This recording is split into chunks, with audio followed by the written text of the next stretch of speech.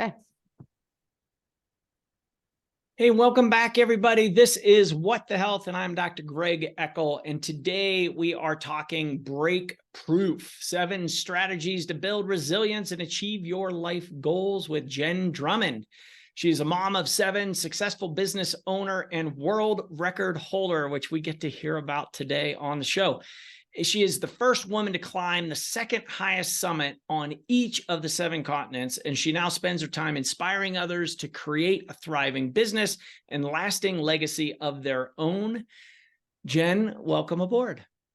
Thank you so much for having me today. I'm excited to be here. I love this. You know, this fits in really well. We talk a lot about brain regeneration and thriving, longevity concepts, and you as an elite achiever. I want to know what inspired you to climb high peaks on 7 continents. Yes. You know, a car accident. It's maybe where it started. So in 2018, I was in a horrific car crash coming home to Park City. The cops rebuilt the accident around 50 different times, could not find a scenario where I survived, let alone walked away. Wow.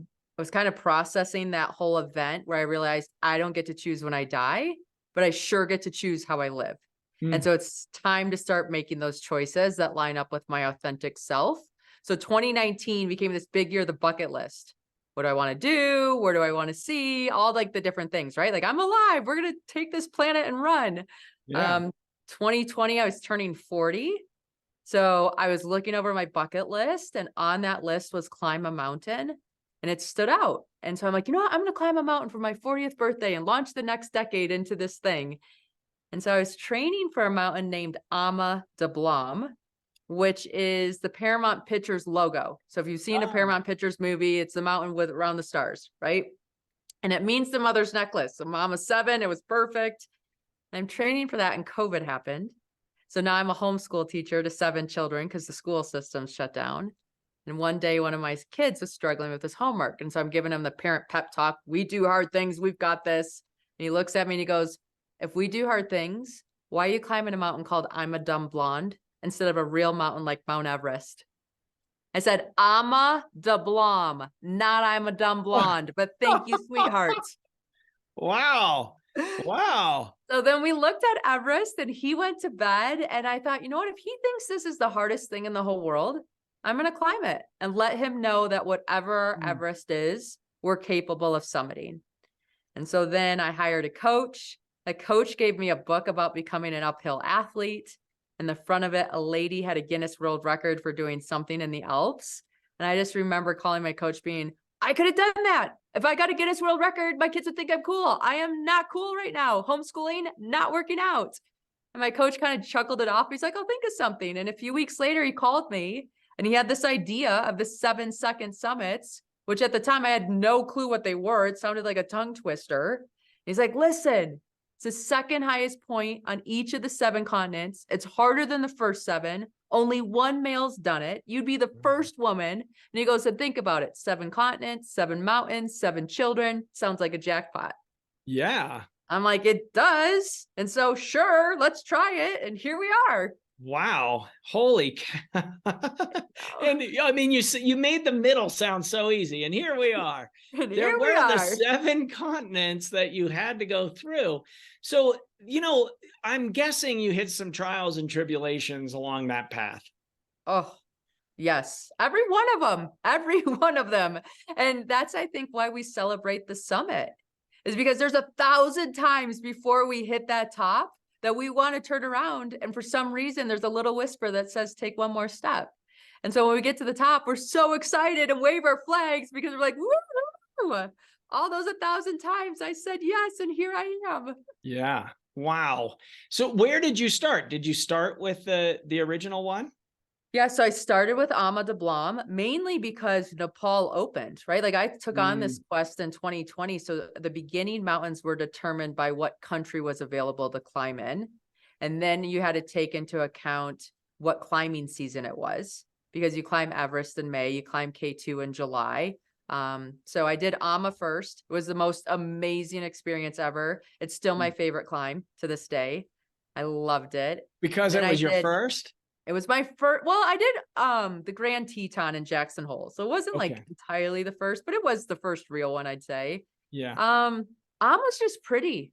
It's snow, it's ice, it's rock, it's a mix of everything. It's about a 7,000 meter peak, so you don't have to sit at base camp forever waiting for your body to adjust to the altitude and things. So it's just a great climb. Yeah. My next climb was South America. It was Ojos del Salado, which is a volcano located in the Atacama Desert of Chile. Wow. I hated it.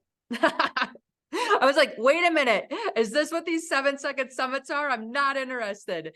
And the reason why is because I like mountain ranges, right? Like you think of the Tetons or you think of the Himalayas or all these beautiful, beautiful mountains.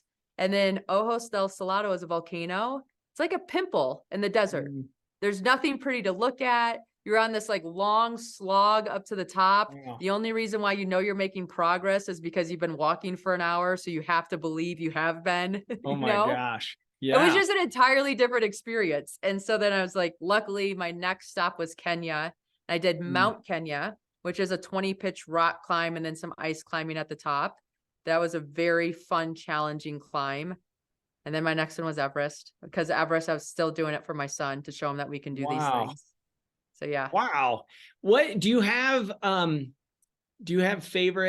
favorite story from your book? Oh, favorite story from my book. Depends. What kind of story do you want? Give me a little more. Well, let's do it on around resilience, really. I think you mentioned it like, gosh, there's 1,000 times that you want to just stop and turn around. And I'm wondering if there was one that just stands out besides the desert pimple around just where you had that voice show up for you. And then what do you credit that motivation or resilience to? Like what carried you? And I'm guessing you had some dark nights of the soul on these summits. Definitely. K2, it just does not like me. Okay. The fact that I'm alive, we're grateful. I went to K2 in 2021 and we did not summit, and we did not summit by choice. So I was a day ahead of my climbing team because there wasn't enough space on the mountain for me to climb with them. And I volunteered to go ahead. And we woke up one morning, we're starting to climb. We got a call on the radio and then another call and then another call and another call, and 4 calls within a matter of 5 minutes, which mountain protocol is you get a call and you have 15 minutes to call down to base camp to check in on what's going on. So I knew something was wrong, but I wasn't in a spot to be able to handle it. Right. So then your mind's racing. Those next 10 minutes feel like 10 hours and you're writing a story of what could possibly be going on. And of course, our worst nightmare happened. I get the call. They hand it over to me, and in broken English on the radio, hey, Jen, there's been an avalanche. Rick's dead. Jordy's stuck and Stefan's injured. And Rick's dead. Like Rick was 68, a record holding mountaineer who spent the last few weeks teaching me all kinds of techniques to be safe on the mountain should something happen. And so it was interesting because there I am standing on the mountain, and another team eventually comes up and they said, hey, Jen, do you want to join us on the summit push? Or do you want to go back down with your team because your team's going down?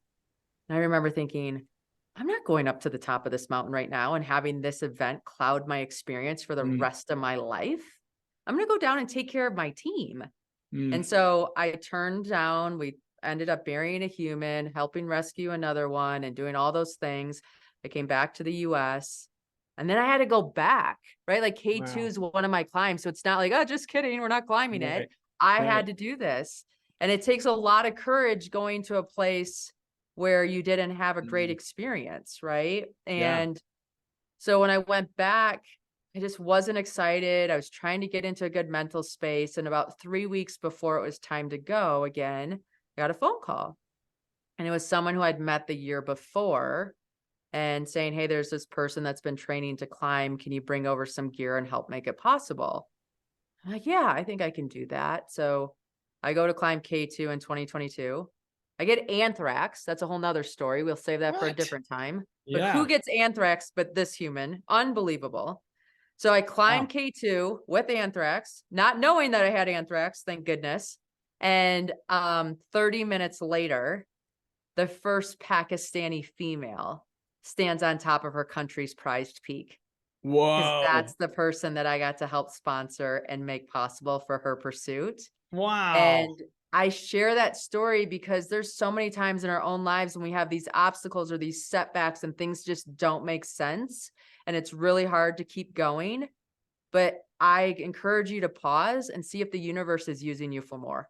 Because Mm, for sure, the universe was using me for more. My experience in 2022 was entirely different. I was sick, but other than that, it was pretty good. And then to be a part of that story, I'm still humbled and pinch myself that I get to have that in my memory bank. for sure.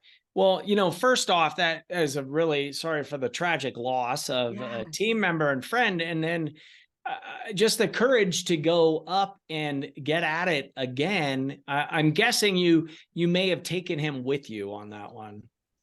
Yeah. Yeah. Yeah.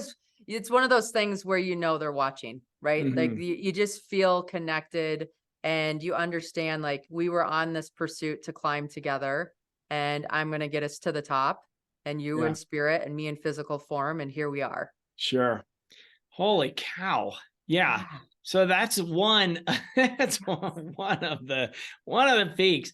So Jen, what then you've accomplished this and then you're thinking where did the book idea come from?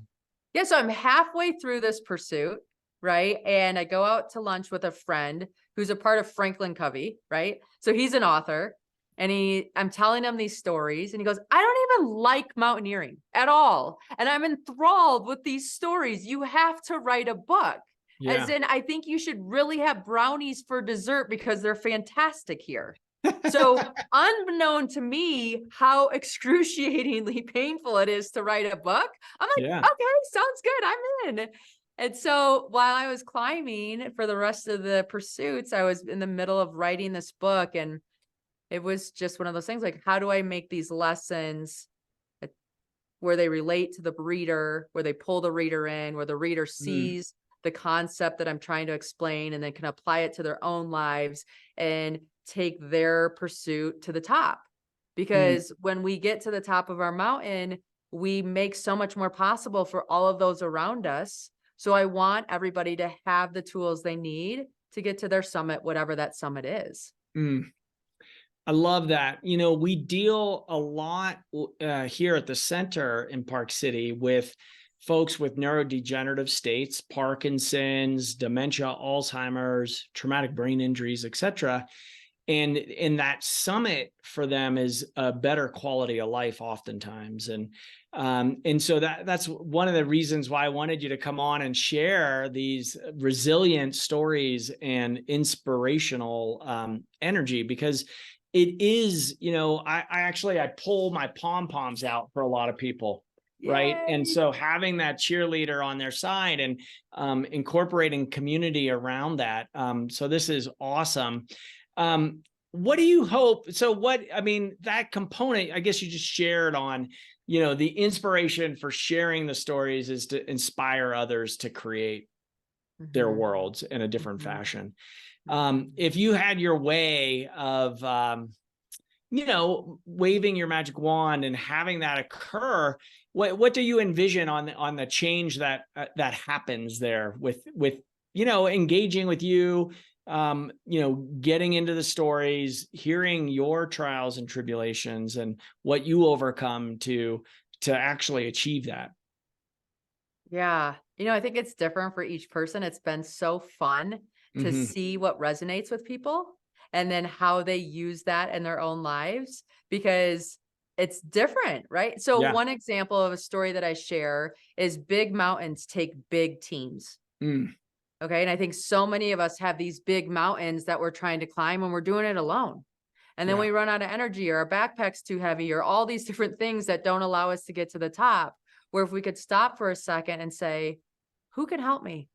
How can I help? How can I lighten my load so that I can have the endurance to go further and farther? And when I hear people asking for help or allowing other people to be a part of their journey and seeing what that does for both humans and the whole pursuit and total, it's just awesome, right? You get Mm. so excited. The pom-poms are always out over here. Yes. I love it.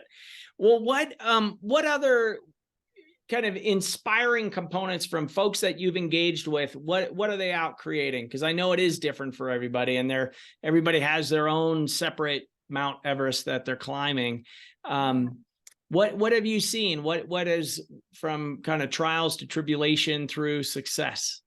Yeah, you know, I have a girlfriend who was running a insurance agency, which is phenomenal. She built it from scratch, but she was starting to get bored, and she had some ideas of something else she wanted to pursue and kept looking for validation. I said, "Do you really need it?" Because the people around you, when I wanted to go climb Everest, I couldn't call my mom and dad and be like, "Hey, I'm going to go climb Everest," and have them be excited for me. That wasn't going to happen. I needed to hire a coach or somebody that's climbed Everest before, that wanted to pass the torch. And then once they became more normal for me, I could call my parents. And my parents were kind of like, we're not so sure. Now they didn't have a choice but to support me. And so she realized, you're like, yeah, I don't need the external validation right now. I just need to do the thing. And so she started this amazing like skincare line that really helps with after surgeries and the silicone and all the things to like heal the scars and these different pieces. And it was something totally out of her realm, but something she was really passionate about because of a friend of hers that had this issue. And I think pain is our purpose. And you get passion from our painful moments. And that's what carries you through these times that you're like, why did I sign up for this? What am I doing? And I just love stories like hers, where she did an entire pivot, and it's been a rewarding journey on a whole other level that she would have never had the courage to step into if she didn't learn how to just trust her inner guide. Oh, that's lovely. Thank you. Yeah, trusting the inner guides. That's a predominant theme these days of really, we got separated from our hearts at some point. And so it's getting back there. I love that you're a guide for that work. I'm curious, the question keeps popping up in my head. I'm like, oh, don't ask her that. But how about your kids? Like what kind of changes have you seen in your children after mom goes and does this thing that she said she was going to do? Oh my gosh, it's so awesome. I can't even begin to tell you. Okay, so we live in Park City, which is just this amazing community to begin with. I remember going to climb Everest, and my negative voice was telling me, "You can't climb Everest. You're going to be gone for 3 weeks. That's a terrible mom." Blah, blah, blah, all the things.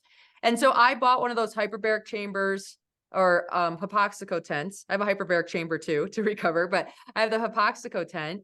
And that would allow me to acclimatize at home. So instead of being gone for 6 to 8 weeks, I was literally gone for 3 weeks to climb Everest, but I was still nervous about it. I brought in help, called in grandma, whatever. I went to the kids' school and I sat down with the teachers and I said, "Hey, listen, I'm going to be going to climb Everest. I have everything covered at home, but I am a little worried about how my kids are going to hold up over the duration. Can you offer them a little bit of grace?"